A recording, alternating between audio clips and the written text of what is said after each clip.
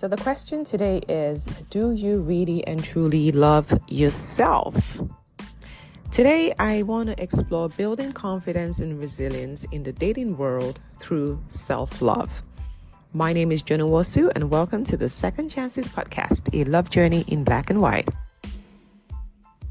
You see, in the world of dating, it's so easy to be fixated and caught up in the pursuit of finding someone to love us. So external, attracting and bringing love to us. But how often do we stop and ask ourselves if we truly love and appreciate who we are? The foundation of any strong relationship starts with the one that you have with yourself. So here's a question for you. When was the last time you stood in front of a mirror, looked yourself dead in the eyes, and just said, "I love you"? And how did that make you feel? That's usually a telltale sign about how you truly feel about yourself. Self-love is beyond just feeling good about yourself. No, it's deeper. It's about acknowledging your worth. Not just saying it, but acknowledging it and knowing it to be true. It's about respecting your boundaries. And it's also about understanding what your needs are, your needs. This self-love is what builds confidence and resilience that you need to navigate the modern dating world. So let's start with confidence. Confidence in dating doesn't mean that you will not face rejection or that you will not be disappointed. No, you will. But it's what happens when you're faced with those situations that make the difference. So when you're being ghosted or rejected or you're disappointed in how a date went, what do you see it as? Do you see it, oh my God, I'm a failure, I'm not good enough? Or do you see it as an experience that doesn't really define your worth? It's just an experience. And it doesn't always have to be about you. Sometimes it is, but it's not always about you, right? So when you're approaching the dating game from a place of self-love and self-assuredness, then you know that you are worthy and you are enough. That is confidence. Resilience is now what helps you bounce back from those setbacks, because they will happen. The dating world are two adults with all their baggage and excesses and their expectations and their ideas coming together and trying to figure it out. So there will be issues where things don't work out. There will be setbacks. So what happens when there's a setback? That's where resilience comes into play.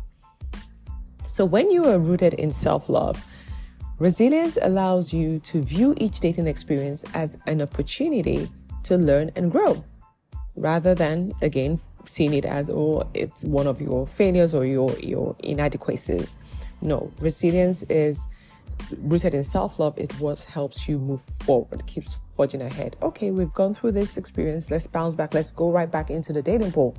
Not, oh, I gave up. It wasn't going to work. I knew it wasn't going to work. There's nobody out there for me. No, you need to go back and keep moving forward.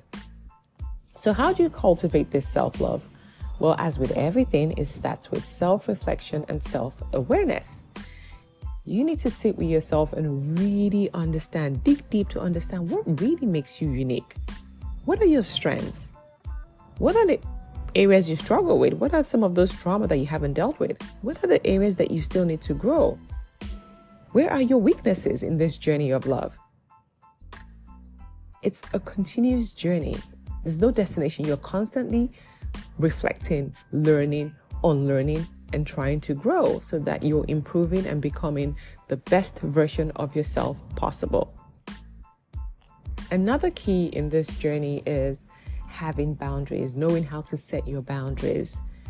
But for you to be able to set the right boundaries, you need to know who you are.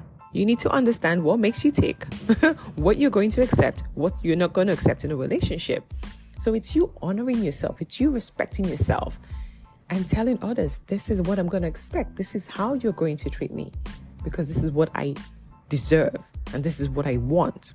Now, there's some unrealistic expectations out there, but I'm not referring to those. I'm talking about things that truly align with your core values. So remember that embracing self-love also means you being kind to yourself. We've all gone through a lot of experiences, a lot of trauma. In the dating world, not every experience is going to be a good one. Not every experience is going to be positive. You will have to deal with a lot of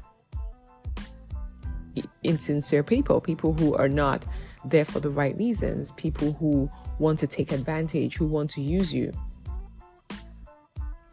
So you need to be ready for that. But also when it happens, be kind to yourself. Be understanding.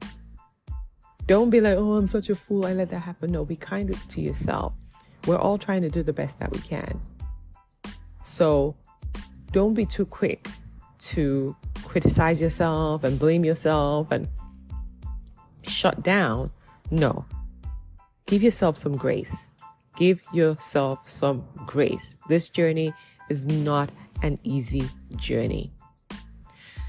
So whether you're fully immersed in the dating world right now and you're trying to navigate it and trying to figure it out, all the nuances and all of the horrors and the beauties that are happening, or whether you're sitting on the fence thinking, I want to get into the dating world, but I'm not sure, should I not? Or maybe you just recently started in the dating world and you're figuring it out as you go. Remember that the most important relationship before you start looking for somebody external to come and love you is the one that you have with yourself. So make sure that you embrace self-love. You can't give what you don't have. You have to have love for yourself first. And you will see that that will transform your dating experience. And it would also transform your entire approach to not just love, but also to life as well. Self-love is so key to thrive in today's world.